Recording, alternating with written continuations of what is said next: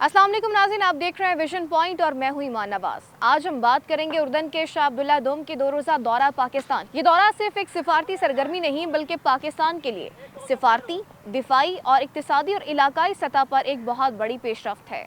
दुनिया के माहौल में इस वक्त जिस तरह तब्दीलियाँ आ रही हैं, ऐसे में बरादर इस्लामी मुल्क का पाकिस्तान आना, यहाँ के इदारों पर एतमाद करना, दिफाई तनसीबात का दौरा करना, क़यादत से मुलाकातें करना, ये सब कुछ खुद एक ताकतवर पैगाम भी है और मुस्तकबिल के बड़े फैसलों का आगाज़। शाह अब्दुल्ला दोम जब नूर खान एयरबेस पहुंचे तो सदर आसिफ अली जरदारी और वज़ीर आज़म शहबाज शरीफ ने खुद उनका इस्तकबाल किया। ये इस्तकबाल अलामती नहीं था, ये एक पैगाम था कि पाकिस्तान इस दौरे को इंतहाई अहमियत दे रहा है।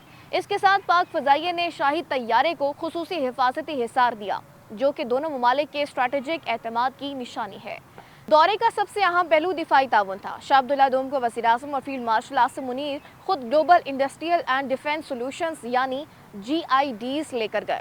उन्हें पाकिस्तान की दिफाई सन्नत, जदीद टेक्नोलॉजी, हथियारों की मकामी पैदावार और नए प्रोजेक्ट्स पर तफसीली ब्रीफिंग दी। ये बात बहुत कम ममालिक के लिए की जाती है। उन्हें इस सतह पर दिफाई सलाहियत का मुकम्मल जायजा दिया गया।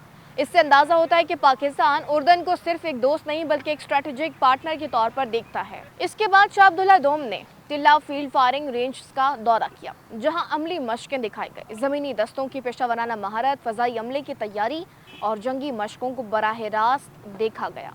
शाह अब्दुल्ला दोम ने पाकिस्तान आर्मी की ट्रेनिंग, नज़्म व ज़ब्त, फायर पावर और अमली तैयारी पर ना सिर्फ एतमाद का इज़हार किया बल्कि वाज़े तौर पर तारीफ। ये पहलू बहुत अहम है क्योंकि उर्दन अपनी फौजी तरबियत के लिए पाकिस्तान जैसे दोस्तों को ज़रूरत है।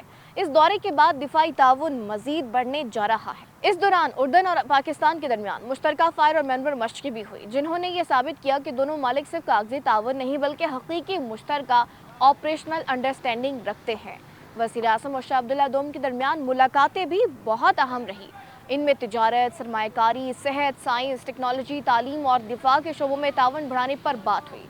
गजा की मौजूदा सूरत हाल भी मुज़ाकरात का मरकजी मौजू रही। दोनों रहनुमाओं ने गजा में जंगबंदी की ज़रूरत, इंसानी इमदाद की बहाली और मुस्लिम ममालिक के दरमियान मजबूत रवाबित की अहमियत पर इत्तेफाक किया। दौरे के दौरान मुतअद्दिद मफाहमती यादाश्तें यानी MOUs पर भी दस्तखत किए गए। इनमें तिजारत, तालीम, मीडिया, सकाफत, दिफाई ताउन और साइंसी तहकीक शामिल है। ये सिर्फ बातों तक महदूद नहीं रहे, ये अमली मुआहदे हैं जो आने वाले महीनों में दोनों मुल्कों को नए इक्तिसादी और दिफाई मौक़े भी फराहम करेंगे। एक और अहम पहलू एजाज़ात का तबादला था। पाकिस्तान की जानिब से शाह अब्दुल्ला दोम को निशाने पाकिस्तान दिया गया, जो पाकिस्तान का आला तरीन सिविल अवार्ड है।